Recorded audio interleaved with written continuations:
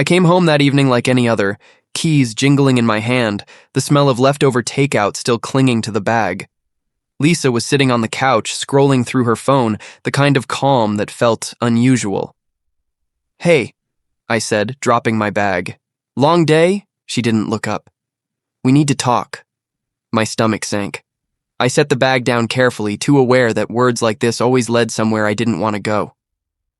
"Okay, what about?" Lisa finally lifted her eyes. There was no warmth there, only a quiet that made my chest tighten. "About us." I sat beside her, heart hammering. "What about us?" I asked, forcing a smile. "I thought things were fine." She shook her head slowly. "I can't do this anymore." "Do what?" The words came out sharp, panicked. "Lisa, what's going on?" She put the phone down, finally meeting my eyes, and my stomach dropped to my knees. "I can't stay married to someone who can't give me the life I want." "What are you talking about?" I asked, my voice cracking. "I've worked so hard, Lisa. We're getting by." "I thought we were happy." "We were, for a while," she said softly. "But I can't ignore the fact that you're not enough. I need more." My world tilted. "Not enough? You mean money? Because that's what this is about?" She nodded, almost apologetically. "I met someone. He can give me what I want.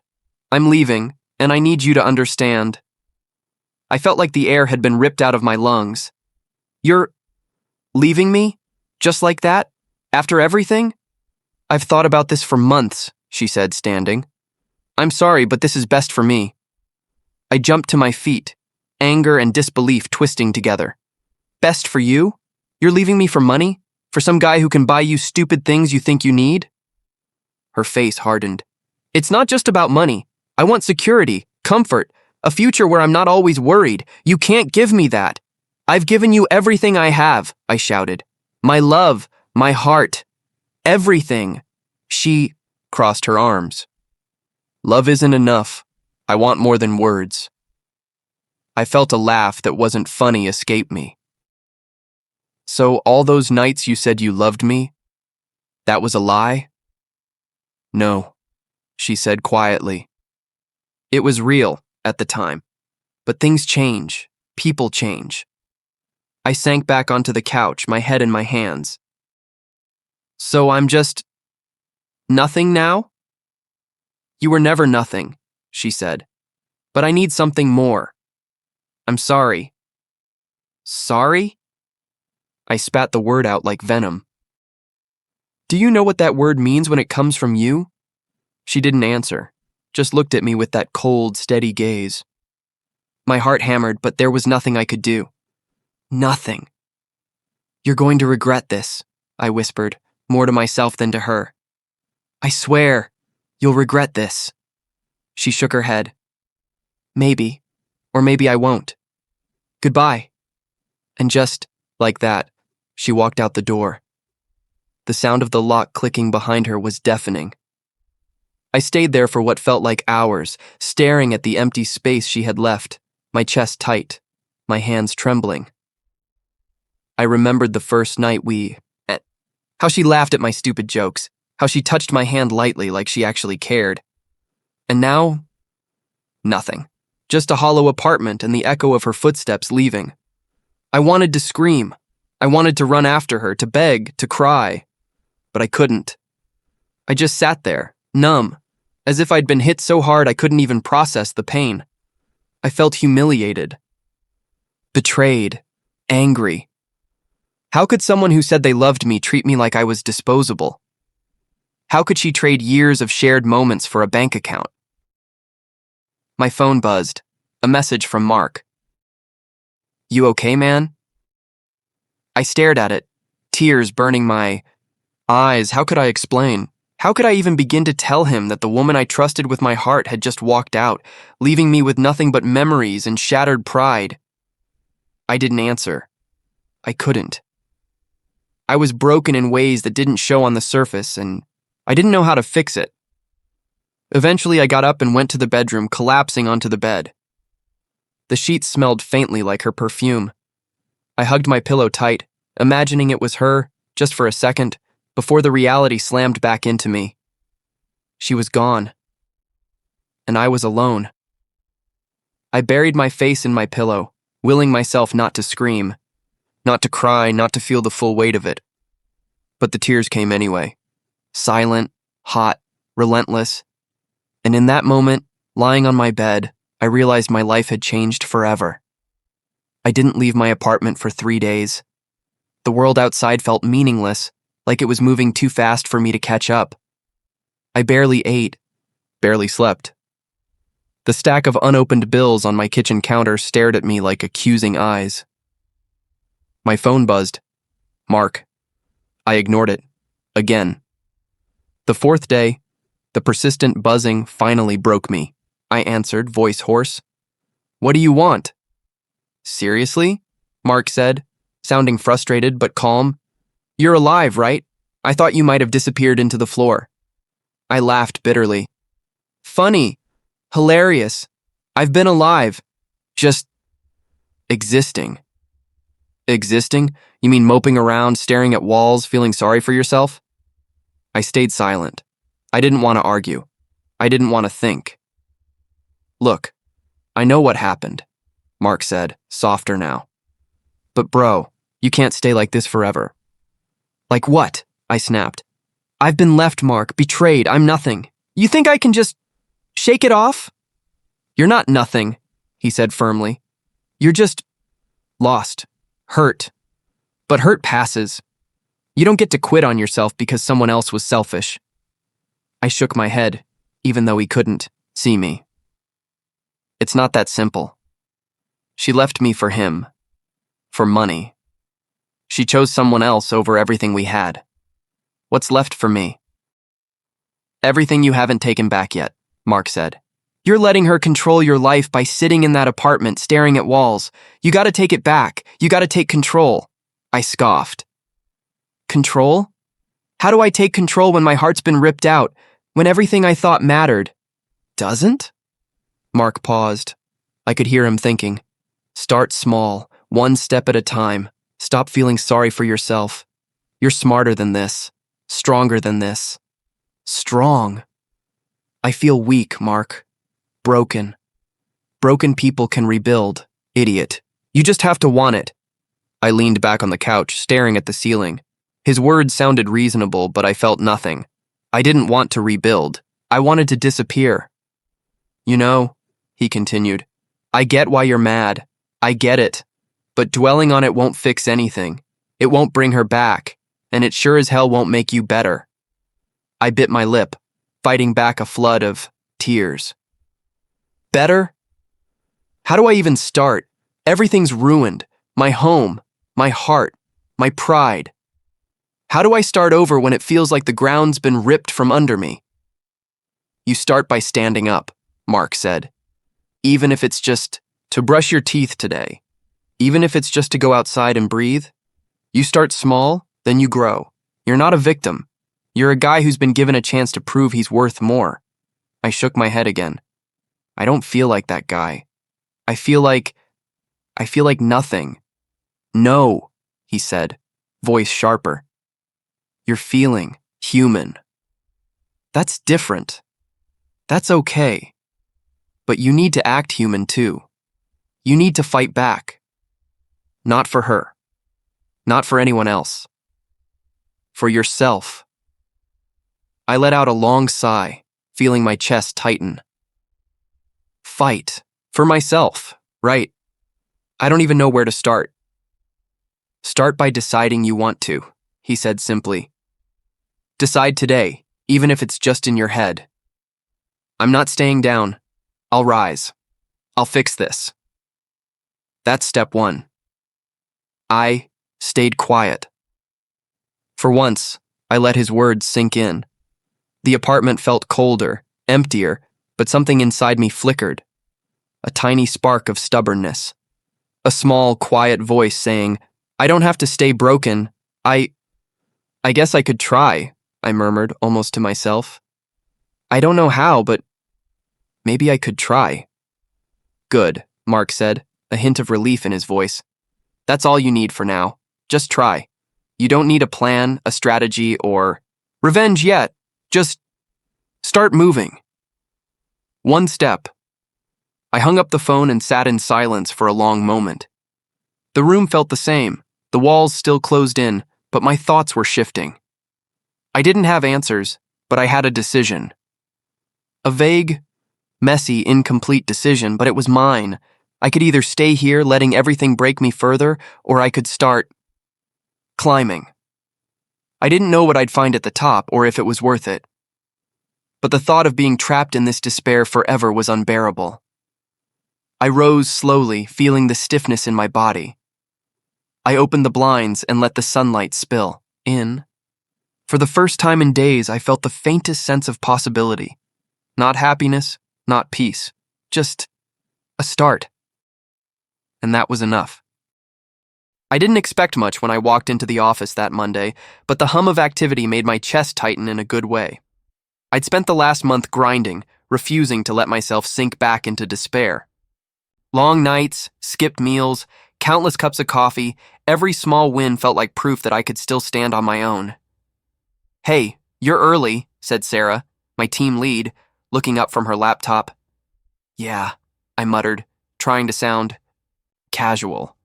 "Figured I'd get a jump on things." "You're always grinding, man," she said, smirking. "What's got into you?" I shrugged, feeling a small surge of pride. "Just trying to prove I'm not a lost cause." "Lost cause?" She raised an eyebrow. "You?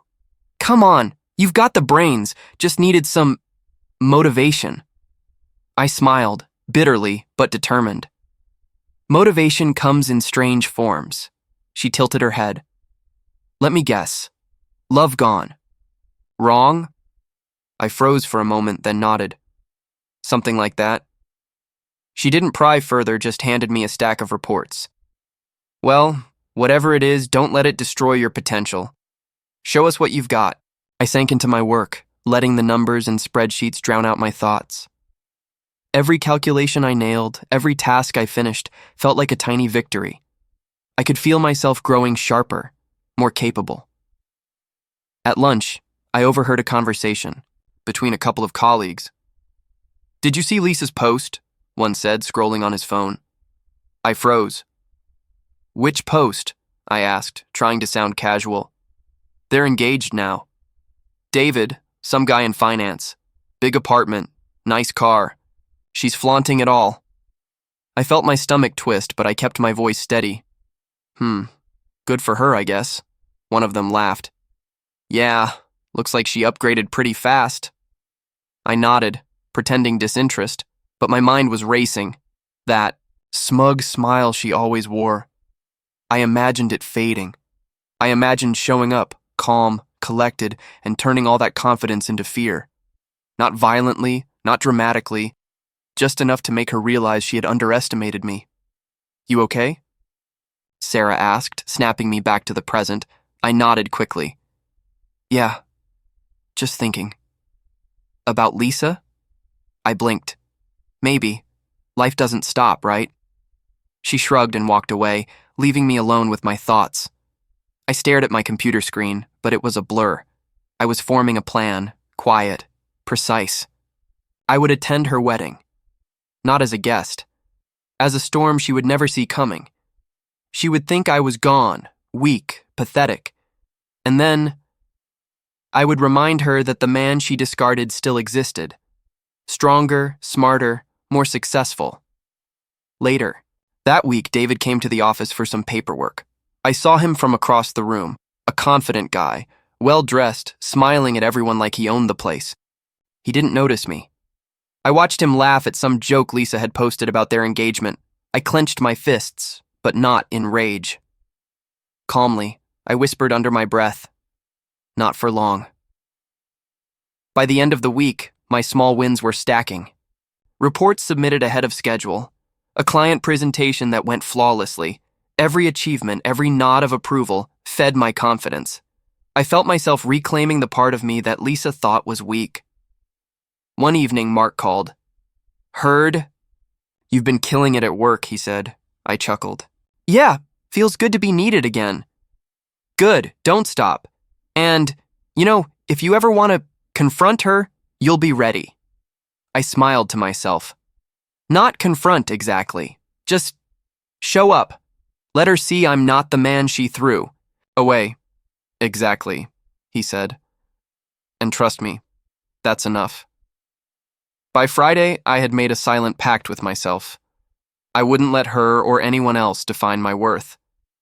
I would rebuild, grow, and then, when the time came, I would attend that wedding. Calm, collected, powerful, I would make her regret without ever having to say the word. I left the office that evening with a strange energy, a mix of anticipation and satisfaction. The city lights blurred as I drove home, but I didn't feel lost. I felt alive. I glanced at my phone. Another post from Lisa, smiling in her expensive dress, holding David's hand. My jaw tightened. I didn't feel hatred, not yet. I felt determination. I muttered to myself, smiling faintly, "You're going to see me soon enough." And for the first time in months, I went to bed with purpose, not despair. The plan was forming, quiet and unstoppable. HP 4 months passed, and I barely recognized myself. The apartment that had felt like a prison now smelled faintly of success. New furniture, cleaner air, a reflection of the man I was becoming. I worked harder than I ever had, but this time it wasn't desperation. It was purpose. Another late night? My mentor, Mr. Hayes, asked as I walked into his office. He didn't need to look at the spreadsheets on my laptop to know I was pushing myself. Yeah, I said, setting my bag down. Feels, necessary. Necessary? He leaned back in his chair, studying me. You're doing well, but don't let obsession blind you. Confidence matters more than numbers. Nodded, understanding more than he realized. I know, I'm changing, not just financially, mentally too. He smiled faintly. Good. You can't just build wealth, you have to build presence. People respond to energy, not bank accounts. I smirked. Then I'll make sure my energy is unforgettable. Careful, he said. Don't let it turn into arrogance. Confidence is powerful, but arrogance? Dangerous. I can handle it, I replied, though a small part of me wondered. Mr. Hayes wasn't wrong. I had to stay sharp, not just rich. I had to be the storm Lisa never saw coming. That night, walking through the city, I noticed the difference in how people reacted to me. A barista smiled when I walked in. A taxi driver greeted me with respect instead of impatience. Even strangers in the office acknowledged me differently. I could feel the shift. I wasn't invisible anymore. The following week, a black envelope arrived at my door, elegant, simple, and sealed with a gold emblem. I tore it open carefully. Inside, a card. Lisa and David's wedding. Saturday. Grand estate. I stared at it for a long moment. My pulse quickened, but not with fear. Anticipation. A plan had been forming for months, and now it was ready to move. I can't believe she invited me, I muttered, pacing the living room. Does she think I won't come? That I'm still weak? Mark called, catching me mid-thought. Got it? He asked. I held up the card. Yeah, and I'm going. Not to beg, not to fight, just to show her. Exactly, he said. Let her see the man you've become. The next day, I met with Mr. Hayes again. I've got an event coming up, I said, sliding the invitation across his desk. I need to be at my best. Physically, mentally, every part of me. He glanced at it. Ah, the confrontation. Good. Let's make sure you're ready. We trained for weeks. Meetings with a stylist, late-night sessions refining my posture, my voice, my expressions. Every detail mattered. Every tiny improvement was another piece of the armor I would wear to Lisa's wedding. You look like a different man, Mr. Hayes said one morning, watching me check my reflection. And not just in clothes. You've got presence. People will notice. I smiled, but inside, the fire burned hotter. Not hatred, not revenge for the sake of it, but a desire for poetic justice. To let her see that leaving me had not destroyed me. It had forged me. A week before the wedding, I visited the estate where it would take place under the guise of meeting the wedding planner. Everything will be perfect, the planner said, showing me the grand hall, the decorations, the lights. It's her dream wedding. I nodded, keeping my expression neutral. It's beautiful. Your tie. Very sharp, the planner added casually. You must be important. I smiled faintly. I like to look the part. Inside, my mind raced. She would expect nothing from me, a man destroyed, defeated. Instead, I would arrive with confidence, elegance, and control. Every step, every glance would be calculated to remind her that she had underestimated me. At night, I rehearsed silently. The walk into the room, the greetings, the subtle observations, the way she would see me, and the realization would hit. Her. Not loud, not angry, just undeniable. I thought about David, confident, smug, unaware of the storm approaching his perfect life. I didn't fear him. I respected him enough to know he was an obstacle to Lisa's illusions, but the real confrontation was with her and me. I had to maintain calm. Every word, every look, every move mattered. Sitting in my apartment, looking out over the city lights, I allowed myself a small smile. The months of struggle, the nights of doubt, the endless work, they had built more than wealth. They had built me. The man who had been broken, humiliated, and abandoned was gone. In his place stood someone stronger, smarter, and patient, someone ready. I whispered to myself, low and steady. She's going to see everything. She lost in me. And for the first time in months, I slept that night not with anxiety or pain, but with purpose. The limo stopped in front of the grand estate, and I stepped out slowly, letting the sunlight catch my tailored suit. My shoes clicked on the marble steps, and I felt every eye turn toward me. The familiar panic flickered in my chest, but I swallowed. Calm, collected. That was the plan. Lisa's friends were clustered near the entrance, chatting and laughing. "Did you see who just arrived?" one whispered, nudging the others. I didn't speak. I let them notice me first. Their eyes widened. A few gasped. I could hear one mutter, "Is that him?" A woman, blonde, judgmental, raised an eyebrow. "He can't be here." I smiled faintly, keeping my posture perfect. "Hello," I said smoothly as I walked past, letting the words linger in the air.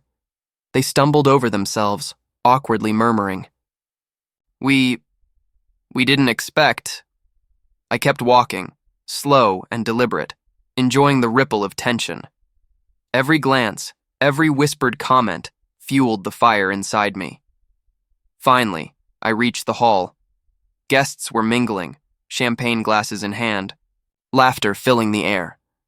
And then I saw her, Lisa, the woman who had broken me.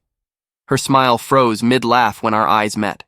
She opened her mouth, closed it, and opened it again. I could see the panic, the disbelief, the sudden calculation as she tried to figure out how I was here. I didn't move toward her. I let her panic. Let her see the man she had thrown away, standing taller, sharper, unshakable. One of her friends, the one who had whispered earlier, approached cautiously. "Lisa, your ex..." Lisa shook her head, trying to regain composure. He shouldn't be here." I took a slow sip of champagne, watching her. "I thought I'd drop by," I said casually, letting the words cut without raising my voice. Her fiancé, David, didn't know what to make of it. He frowned, scanning me up and down. "Do I know you?" he asked, clearly uneasy. I looked at him, letting the confidence in my stance speak louder than words. We haven't met, but I know her very well. Lisa's hands trembled slightly as she clutched her bouquet. Why are you here? I smiled faintly. I wanted to see how the life I didn't give you is turning out. A hush fell over the nearby guests. I could hear the whispers. He's rich. He's confident. He's impressive. Lisa's friends exchanged glances. One muttered under her breath, "She really lost him, didn't she?" I ignored them, walking calmly toward the bar, greeting a few minor guests with charm and ease. Each nod, each polite smile was a reminder of how far I'd come. I didn't need to raise my voice. I didn't need to yell. My presence alone was enough. Lisa took a step toward me, her voice tight. You shouldn't be here. This is my day." I looked at her without flinching. "It is your day," I said softly. "But it's also a reminder of choices made." Her eyes flicked toward David, then back to me. The color drained from her face. I could see her calculating, realizing that my life had changed, that I had changed. She couldn't hide it, no matter how hard she tried. Why now?" she whispered. I shrugged, casual, almost teasing. "Timing's everything. I figured it was worth seeing. The fruit of your decisions." A few guests moved closer, curious, drawn to the tension. One older woman leaned over and whispered to her friend, "Who is he? He looks important." I let my gaze meet Lisa's again. Calm, confident, untouchable. The panic was growing. I didn't need to speak more. Every inch of my posture, every subtle smirk told her, "You underestimated me. You thought I was gone, weak, irrelevant. You were wrong." David finally approached, clearly uneasy. I don't know what this is," he said. "She didn't mention anyone like you." "I don't need introductions," I said lightly. "Your fiancé seems very nice, though. Happy to see she's moved on." Lisa opened her mouth to respond, but I cut her off with a gentle, controlled tilt of my head. Silence. She swallowed, realizing that any word now would seem desperate, weak. I let the moment linger, walking slowly through the hall, making light conversation with a few guests. Each interaction, each smile, was another layer of subtle dominance. The whispers followed me. He's successful. He's confident. She's trembling. Finally, I stopped near the center of the room, glass in hand, surveying the scene. Lisa's eyes never left me, and I could see the fear beneath her composure. I didn't need to act.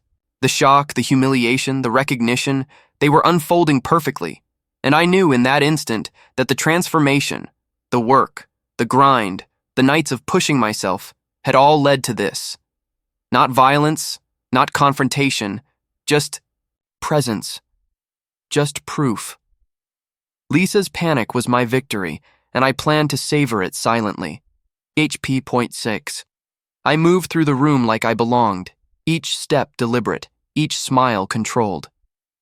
The chatter, the clinking glasses, even the music, it all faded around me. I was present, commanding attention without saying much. Guests noticed. I could feel it. "Excuse me, sir." A young woman approached, a polite smile on her face. "I love your watch and your tie, it's very sharp." "Thank you," I said lightly, letting the compliment sink in. "I appreciate it." She smiled, blushed, and moved on. A small victory, but it mattered. Every glance, every whispered comment was a confirmation. I wasn't invisible anymore. I had become someone they noticed, someone they couldn't ignore. Lisa noticed too. I saw it in the corner of my eye, her tightening grip on her bouquet, the forced calm in her smile. She had never seen me like this. Never imagined that the man she discarded could command a room or attention without trying. David approached, glass in hand, looking uneasy. "You seem very comfortable here," he said, voice polite but cautious. I turned toward him, smiling faintly. "Comfortable is one word for it, familiar might be another." He raised an eyebrow. "Familiar?" "You know," I said, letting the words hang, "the kind of presence that makes people notice things they didn't before, subtle but impossible to ignore." David laughed nervously. "I see." He glanced at Lisa, who stiffened. I could see the anxiety rising in her expression. She realized I wasn't the man she thought she'd left behind. I walked past a group of guests, catching snippets of conversation. "Did you see him?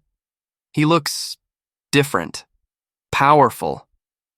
"I heard he's built something incredible," another whispered. I nodded politely, letting the whispers reach Lisa's ears. Her jaw tightened. She looked around, hoping the attention would shift, but it didn't. Every glance toward me confirmed what she already suspected. She had underestimated me. A colleague from my old office approached, surprised. "I didn't know you were attending," he said, shaking my hand. "You look amazing. Congratulations on everything you've accomplished." "Thanks," I said smoothly. "It's been a journey." Lisa's friends tried to distract her, chatting loudly, but I could see her eyes flicking toward me every few seconds. The panic was subtle at first, just a twitch here or there, but it grew. She was realizing that the man she thought would crumble had not only survived, he had thrived. David finally spoke again, lower this time. "She never mentioned all this. I mean, you're impressive." I smiled faintly, enjoying the subtle shift in his tone. "I suppose she didn't think it mattered, or maybe she assumed I wouldn't show up looking like this." He swallowed, clearly uncomfortable. "I, didn't expect... You didn't expect someone to rise quietly," I said, leaning casually against the table. "It's surprising but effective." A few female guests lingered near me, asking questions about my career, my travels, my life. I answered politely, subtly flaunting success without bragging. Every interaction, every smile, every nod built a narrative. The man she discarded was no longer hers to control. Lisa's panic became more obvious. She tugged at her dress nervously, glanced at David as if to anchor herself, but it didn't help. Every interaction I had, every whispered compliment from other guests, added weight to her growing fear. She had thought she had won, thought I was finished. She was wrong. I caught her gaze across the room and smiled faintly. Just a small tilt of my lips, subtle, almost dismissive. The effect was immediate. Her composure faltered, a quick flash of uncertainty crossing her face. "You seem popular tonight," David said, nodding toward the group of admirers around me. I tilted my head, calm, confident. "I suppose when you've worked hard and built something meaningful, people notice. Not that I expect it to make everyone comfortable." David hesitated. "I see. Well, good for you." Lisa stepped closer, voice trembling slightly. "Why are you doing this? Why show up like this?" I leaned toward her just slightly, enough that my calmness contrasted with her panic. "I'm not here to do anything, son, except be myself. That seems to be the thing you underestimated most." She opened her mouth, closed it, and glanced around helplessly. Guests were noticing the tension, whispers spreading, but I didn't need to speak more. My presence alone was reshaping the room, subtly delivering the lesson she had refused to learn. Never underestimate someone you hurt. I moved back, nodding politely at other guests, sipping my champagne, letting every glance, every whisper, every small ripple of admiration reinforce the story I was quietly telling. Lisa's anxiety was my silent victory. I didn't need words. I didn't need confrontation. Karma, patience, and quiet power were unfolding naturally. By the time the music shifted for the first dance, I knew the evening was mine in spirit. Every glance toward me, every moment of panic in her eyes was proof. I had risen quietly but unmistakably, and I would savor every second of it. She found me near the terrace, away from the crowd. Her heels clicked nervously on the marble floor. "We need to talk," she said, voice low but tense. I didn't turn immediately. I let her wait. Let her feel the weight of my presence before she tried to soften it. "We do?" I asked finally, calm. "Yes. Privately," she insisted. "Away from everyone." I gestured to a small alcove. "All right, but know this. What I say won't be loud. It'll be deliberate." She swallowed hard and followed. I leaned against the railing, watching her struggle to compose herself. I just want to explain," she began, words tumbling out. "I didn't mean for things to get so messy. I thought I was making the right choices for both of us." I let out a short, controlled laugh. "The right choices? You mean abandoning me for someone with more money, more status?" Her eyes flickered, guilt rising. "It wasn't like that. I thought..." "Thought what?" I cut in. Steady, voice low. "That your happiness depended on someone else's bank account?" She looked down, biting her lip. I didn't realize I was wrong. I see that now." I stepped closer, but kept my tone even. "You didn't realize? After you left me, after you made me feel worthless? You didn't realize?" She flinched at the words, but her voice was desperate now. "I didn't know how much I hurt you. I regret it. I really do." I shook my head slowly, letting the silence hang before speaking again. "Regret doesn't undo what you did. Actions have consequences, Lisa. I've lived them, learned them, and risen from them. And now you're seeing it firsthand." Her hands trembled. "Please. You want forgiveness?" I asked, tone controlled but sharp. "You want me to forget that you left me for convenience? That you treated me like I was nothing? I was selfish, I admit that, but you're incredible now. You've changed everything." I let a faint smile cross my lips, but it wasn't warmth. It was power. "Yes, I've changed. Not because of you, but because I chose to. You didn't destroy me. You motivated me. And that's the difference between us." She stared at me, panic in her eyes. I thought you'd stay broken, miserable." "And that was your mistake," I said softly, letting each word land. "You assumed weakness where there was none. You underestimated me. That's the lesson you should have learned months ago." Her eyes darted to David, who had quietly joined the edge of the terrace, pretending to admire the view, but clearly listening. She froze, realizing everything I was saying wasn't just for her ears. I nodded slightly at him. "You see, David? She's very skilled at pretending to care, but only when it suits her." David's brow furrowed. I didn't know." I turned my attention back to Lisa, keeping my voice calm, measured but sharp. "I loved you, Lisa. I trusted you. I gave everything I could. And you threw it all away for selfish gain. And now you're panicking because you see what you lost." Her face crumpled slightly, a mix of shame and fear. I didn't think it would hurt this much. For either of us." I shook my head. "It's not about hurting me. It's about seeing the consequences of your choices. You wanted a life built on appearances, on status, on someone else's wealth.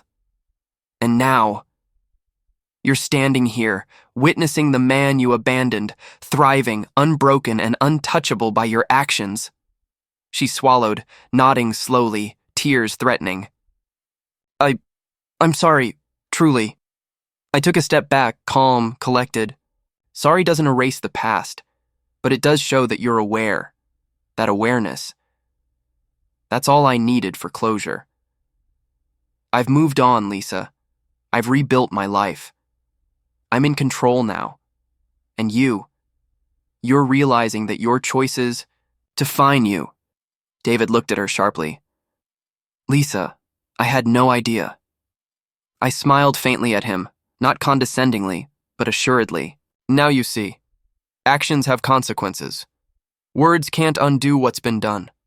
Only understanding and change can follow, if she chooses it. Lisa's inner circle had gathered quietly behind us, whispering, astonished. Some eyes widened in judgment, some in curiosity.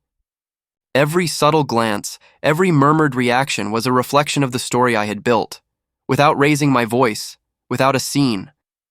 My presence, my words, my composure were enough. Lisa sank slightly, the weight of realization settling over her. I didn't mock her. I didn't shout. I just let the silence, the truth, and the presence I'd worked for speak for itself. Finally, I turned slightly toward the terrace railing, looking at the city lights beyond. Calm, controlled, powerful. Consider this closure, I said softly, more to myself than to her. And with that, I left her standing there, facing the consequences she had created, while I walked back into the reception, collected, untouchable, and finally free. The night air was crisp as I stepped out of the estate. The wedding lights glimmered behind me, but I didn't look back. I didn't need to. I could feel the weight of what had unfolded, the tension, the realization, the humiliation on Lisa's face. And it didn't thrill me the way revenge once promised. Satisfaction now came from knowing I had survived, thrived, and moved forward. Mark was waiting by my car, arms crossed, a smirk playing at the corner of his mouth. "So?" he asked. "Was it everything you imagined?" I slid into the seat, beside him, letting out a slow breath. "More than I imagined," I said quietly. Not because I got to see her panic, but because I realized I don't need her approval anymore. I never did. Mark nodded, eyes gleaming. "You wanted closure. You got it. And then some." I chuckled softly.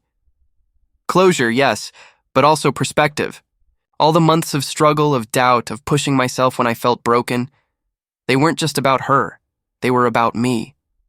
"You've changed," he said. "Completely. And I don't just mean the wealth or the confidence.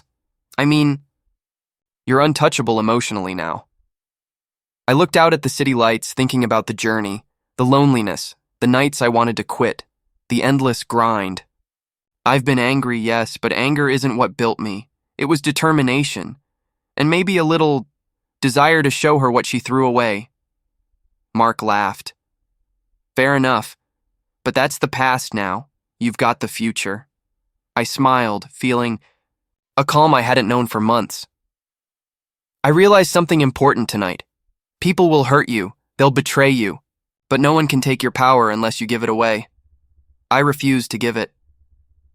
"You're right," Mark said, "and you didn't just survive, you thrived. That's rare." We sat in silence for a moment, letting the night wrap around us. I thought about Lisa, her panic, her regret. Not that I wanted to torment her. No, this wasn't about cruelty anymore. This was proof that choices have consequences, and she was finally facing hers. "You know," I said after a while, "I almost wanted to yell at her, to confront her in anger. But seeing her fear, seeing her realize without me saying much, that was enough. Words would have cheapened it." Mark smirked. "I told you, subtlety is your weapon. Presence, control, and patience. You've mastered all three." I laughed softly. Funny how months of pain can teach you the most valuable lessons. I was lost, broken, humiliated, and now I feel whole. More myself than I've ever been. "You deserve it," he said. "You earned every bit of this." I nodded. I learned that life isn't about waiting for others to validate you. It's about proving to yourself that you can rise above, that you can turn betrayal into strength, despair into determination, and humiliation into perspective. Shao glanced at me, a hint of admiration in his eyes.